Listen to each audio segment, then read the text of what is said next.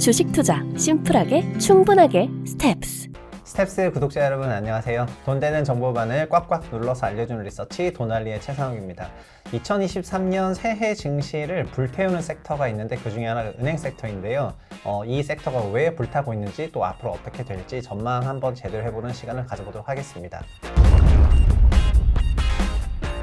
네, 오늘은 하나투자증권의 김도하 애널리스트님을 모시고 은행 섹터에 대해서 한번 딥다이브 해보겠습니다. 안녕하세요. 네, 안녕하세요. 은행보험 담당하고 있는 애널리스트 김도하입니다. 네, 은행과 보험까지 담당하시느라 요즘에 제가 시작부터 조금 이런 질문에서 조금 그런데요. 새해 들어서 강세를 보이는 주가 강세 섹터 중에 하나가 대표적으로 은행인데 사실 저희가 은행 작년에도 많이 다뤘지만 이 정도로 강세를 보일 거라고 생각을 하지는 않았었거든요. 네. 그런데 연초에 주가가 조금 성과가 좀 높아지는 그런 부분을 한번 제대로 다뤄보고 싶고요. 일단 그러기 위해서는 작년부터 짚어봐야 될 것 같아서 22년도에 좀 전체적으로 대출 시장이 어땠는지 간단하게 짚어주시면 좋을 것 같습니다. 네, 최근에 이제 22년 말 기준으로도 대출이나 수신 관련된 데이터가 나왔기 때문에 네. 연간 마감을 좀 볼 수 있었는데요.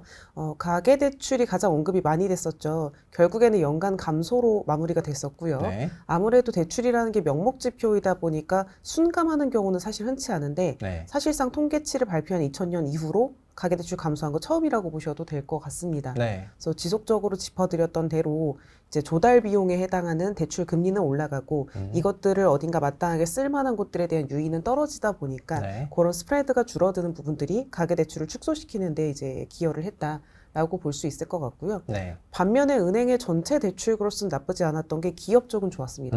네네. 은행들이 주로 타겟으로 하고 있는 이 법인 중소기업 쪽은 계속 YOY 그로스가 10% 내외 정도로 꾸준하게 나오고 있었고요. 네.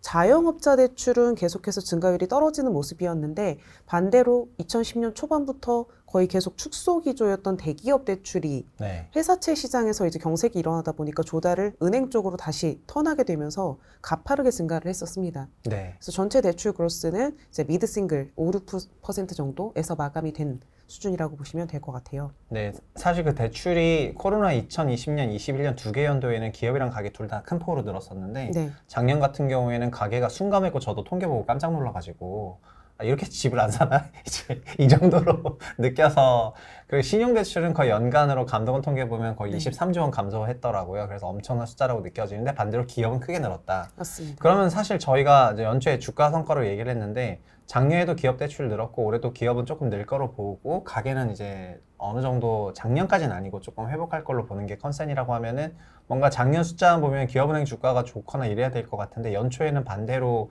뭐 KB라든가 신한이라든가 그런 이제 하나금융지주 같은 그런 대기업 금융주주들의 성과가 조금 좋았거든요. 그럼 연초에 이런 뭔가 대출의 Q 성장이랑 다르게 주가 성과가 다른 부분은 어떤 쪽에 근거하고 있는 건지 좀 설명 부탁드리겠습니다. 그 말씀 주신 대로 올해 같은 경우도 가계대출이 더 이상 순감하진 않겠지만 낮은 한 자릿수 저는 2%대 정도 연간 성장률이 그칠 걸로 보고 있고 기업 쪽에서 이제 하이싱글을 기대하고 있다 보니까 네. 여전히 포트폴리오만 놓고 보면 기업은행이 더 유리한 건 맞습니다. 네. 실제로 한 상반기 정도까지는 NIM에 대한 어떤 상승폭 또 시중은행, 대형은행들 대비해서 더 격차를 벌릴 것으로 보고 있기는 하고요.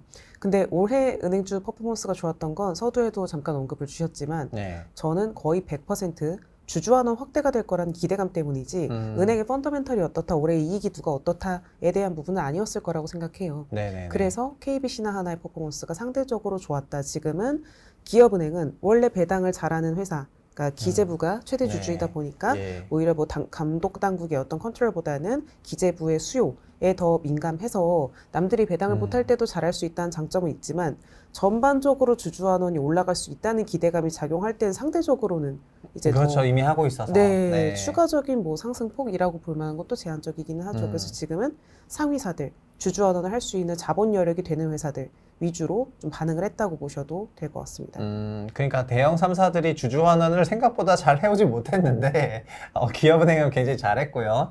근데 지금 대형 3사들이 대형 3대 금융주주들이 이렇게 주주환원 정책을 쓸 만한 환경이 좀 되니까 이제 그런 기대감이 조금 미리 반영이 되고 있는 것 같은 그런 느낌인 것 같고, 근데 그런 주주환원에 대한 기대감이랑 별개로 일단 저희가 업황은 또 체크를 해야 되니까 저희가 올해 그런 대출 부분에 대해서는 말씀을 해주신 것 같고, 그러면 저는 김도하 애널리스트 팀 처음 봐서 굉장히 인사이트했던 게 금융업을 QPC로 설명을 하신 부분이 굉장히 좀 인사이트풀했고 투자자에 도움이 됐다 생각하는데 그럼 저희가 Q에 대해서는 간단히 말씀을 했으니까 그럼 P하고 C에 대해서도 전반적인 그런 얼개를 올해 어떻게 보시는지 그거를 설명해 주시면 좋을 것 같은데요. 네, 이제 금융업이 비금융업, 네. 제조업 이런 데랑 다르다 보니까 이제 PQC로 빗대어서 네. 설명드렸었던 게 Q에 해당하는 게 언급했던 대출 성장률이라고 네. 하면 P에 해당하는 거 이제 NIM, 네, 순이자 그렇죠. 마진일 네. 텐데 이거는 금리와 거의 밀접한 연관을 가지고 갑니다. 네. 금리 움직이는 거에 따라서 한 3에서 6개월 정도 시차를 두고 NIM이 반영한다고 보시면 될 것 같아요. 네. 저는 올해 1분기나 2분기 중부터 QOQ로는 NIM이 하락 전환할 것으로 좀 보고 있습니다. 기준금리 아직 뭐 더 올릴 수도 있지 않아? 혹은 뭐 네. 현재 상태에서 굳이 내려갈 걸로 보지 않아? 이런 것들과 무관하게 네. 사실 중요한 거는 대출금리도 수신금리도 기준금리에 연동되는 건 하나도 없어요. 저희가 금리를 따라서 움직인다고 표현드릴 때는 시장금리인 거고 네, 그렇죠. 이 시장금리는 기준금리에 대한 기대를 선반영해서 움직이거든요. 네. 이에 따라서 지금 기준금리는 올해도 한번 올렸고 이제 저희 하우스의 뷰는 더 이상 추가 인상은 없대 연내 인하도 하지는 않는다. 이대로 이제 쭉 간다의 네네. 개념으로 보고 있습니다만 시장금리는 이미 작년 11월 달에 고점을 찍고 내려오고 있습니다.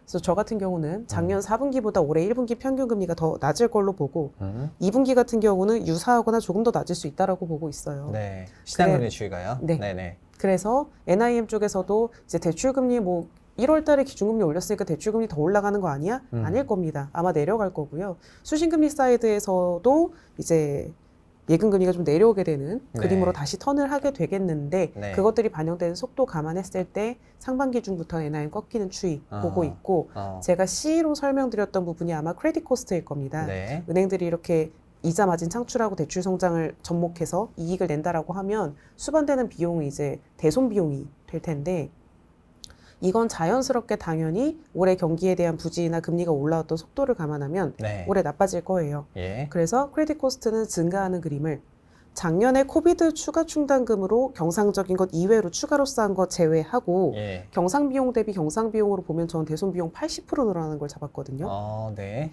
그래서 PQC 각각으로 보면 P는 떨어질 거고 다만 YOY로는 높을 겁니다. 작년부터 보시는 방향으로는 22년에 이렇게 올라왔던 게 네. 덜한 기울기로 빠질 거기 때문에 네. YOY로는 더 위에 있을 거예요. 네. QOQ 그로스로는 작년보다 성장률은 내려오긴 할 겁니다. 네. 근데 플러스 성장이죠. 네. 크레딧 코스트는 많이 올라가긴 할 거예요. 예. 접목하면 저는 증익 보고 있습니다. 그러니까 전체적으로 이걸 다 고려했을 때 결국 이자 수익 부분만 보자면 은행 섹터 전체로는 증익이라는 거죠. 맞습니다. 이자이익이 더 많이 네네네. 늘어서 대손 비용이 늘어남에도 불구하고 네네. 영업이익은 미드 싱글 정도는 증익이 나올 수 있겠다 정도로 보고 있어요. 그리고 아까 답변 중에 좀 참고할 만한 거는 하나투자증권 하우스 뷰는 올해 금리 인하는 아직은 없다는 게 그 하우스 뷰인 것 같고요. 네. 그러니까 시장에서는 일각에서 금리 인하 한 번 있을 수도 있다 이런 거랑 금리 인하 없다 이런 게 약간 아직도 상충이 조금 되는 그런 시간인 것 같네요. 근데 확실한 건 뭔가 여기서 더 압도적인 그런 인상은 없다는 거니까 그렇죠. 그래서 시장금리 내려간다 이런 부분 설명을 해주신 것 같고 그럼 은행이 저희가 이자이익 부분이 어쨌든 증가한다는 거는 은행 섹터 전체로 보면은 뭐 나쁜 얘기는 아니고 좋은 얘기잖아요. 그리고 비이자이익 부분이라는 거는 항상 존재해 왔었는데 작년은 좀 최악이었을 것 같은 그런 느낌이고 그러면 올해 전체적으로 좀 좋아지는 것 같은데 근데 이 정도 성과로 이렇게 주가가 좋아진 건 아니고 아까 말씀하셨던 것처럼 그런 배당에 대한 그런 기대감 때문이라 좀 하셨는데 그럼 은행들이 이런 배당이라든가 이런 정책을 밝히는 거는 보통 실적 발표 때 하는데 실적 발표 언제 정도에 그 계획이 되어 있어요 전체적으로는? 지금 마침 이제 주주환원 기대라고 하면 그걸 네. 할 수 있는 자본 여력이 되는 KB 신한 하나의 이슈가 된다 네. 이야기 드렸는데 세 군데가 이제 나란히 발표를 할 겁니다. KB가 2월 7일, 신한 2월 8일, 하나금융지주가 2월 9일 예정이 되어 있어서 네. 다들 이제 이사회 결의를 하고 실적 네. 발표를 하니 네네. 그날 뭔가 현재 YTD로 3사가 모두 한 20% 내외 정도의 주가 수익률 플러스를 보여주고 있는 상태인데 네. 만약에 그날들에 이건 사실 이벤트 플레이라고도 볼 수 있어요. 네. 매우 이벤트 플레이네요. 그렇죠. 만약에 그런 주주환원책 시장에서 기대하는 정도의 주주환원책이 나와준다면 그때는 펀더멘털 요인이 돼버리겠죠. 네, 그렇겠죠. 아직까지는 네. 그게 밝혀지지 않고 있기 때문에 그리고 아마 은행들 입장에서도 그 전까지 공식적인 소통은 아마 안 할 겁니다. 그래서 약간 베팅처럼 되어버렸습니다만 네. 그래서 이 전 구간까지는 이벤트성으로 봐야 되겠습니다만 만약에 기대한 수준의 정책이 나와준다면 네. 추가 상승 여력 발생할 수 있고요. 네. 나와주지 않는다고 하면 사실 연간 올라왔었던 부분들은 다시 네, 돌아가야 그렇죠. 되는 게 맞습니다. 그렇죠. 그리고 사실 말씀하셨던 그 김도 애널리스트님 그 은행 뷰에 따르면은 사실은 기업은행도 선호하셨었잖아요. 작년까지. 네네. 아 그러면 올해는 달라졌고. 네, 올해 아. 초에 낸 자료에서 KB 네. 하나 두 가지를 이제 탑픽으로 이야기 드리고 네네. 있는 상태이고 마침 그런 주주환원 기대까지 같이 결부가 돼서 말씀드리기가 좀 그럼 편해지긴 주주환원 했는데 말고라도 그럼 KB랑 하나를 좀 더 선호하게 된 그런 근거는 투자 포인트는 어떤 부분이 있으신 거예요? 일단 하나금융지주 같은 경우는 작년도에 모든 은행들이 비이자 이익 쪽에선 작년도에 좋지 못했습니다. 네. 저희가 은행이라고 하지만 다 은행 지주이다 보니까 증권까지 포함해서 봤을 때 작년도에 이제 사실 증시 연 바이 연으로는 좋지 못했고 그렇죠. 채권 쪽도 금리가 워낙 올라서 연 바이 연으로는 제법 깨졌고 네. 그런 부분들의 손실이 컸었는데 이제 하나 같은 경우는 원래에도 환 민감도가 더 커서 여기다 환율 오른 거에 대한 네. 이제 환차손까지도 크게 봤었습니다. 네. 그래서 올해 그런 부분들에 대해서 그 정도로 다시 금리가 올라가고 다시 증시가 깨지고 한 번도 환율이 올라가지 않는 한 일단 손실 자체에 대한 소멸 효과는 발생하기 때문에 이익이 좀 더 편안할 수 있다라는 접근 더불어서 올해 그래도 그냥 실적만 놓고 봤을 땐 비은행보다 은행이 유리할 거라고 보거든요. 근데 하나금융지주 같은 경우는 지금 은행 비중이 아직도 그래도 높습니다. 금투가 많이 컸지만 네네. 그래서 상대적으로 포트폴리오도 조금 더 안정적일 수 있지 않을까라는 기대를 갖고 있었고요. 네네. KB 같은 경우는 사실 주주환원에 대한 기대가 제일 크기는 해요. 그 부분이 제일 주요하게 적용을 네네. 하고 있고 네. 일단 포트폴리오 상으로도 은행 외적으로는 보험 비중이 높은데 이게 올해 같은 경우에는 상대적으로 유리한 네. 안정성을 더 챙겨갈 수 있는 네. 국면으로 보고 있기 때문에 그런 점들을 좀 감안을 했습니다. 네, 그렇군요. 그러면 지금 선호하시는 기업은 어쨌든 그 대형 금융지주 중에서 하나하고 KB로 좀 바뀌셨던 것 같고, 그리고 전체적으로는 은행을 좀 선호하시게 된 거네요. 올해 작년 상황이랑 비교했을 때 은행업 부분 때문에 그 하나 같은 경우에는 은행 비중이 좀 높다고 하셨으니까. 그리고 비은행도 작년이 좀 최악이었던 것 같고요. 좀 결산을 해보면은. 은행에 비하면 굉장히 작긴 하거든요. 그래서 그쵸. 아마 숫자로 보시니까 좀 공감하시는 것 같고, KB는 그 정도는 아니고 여러 가지 이제 관련 부대 사업을 하니까요.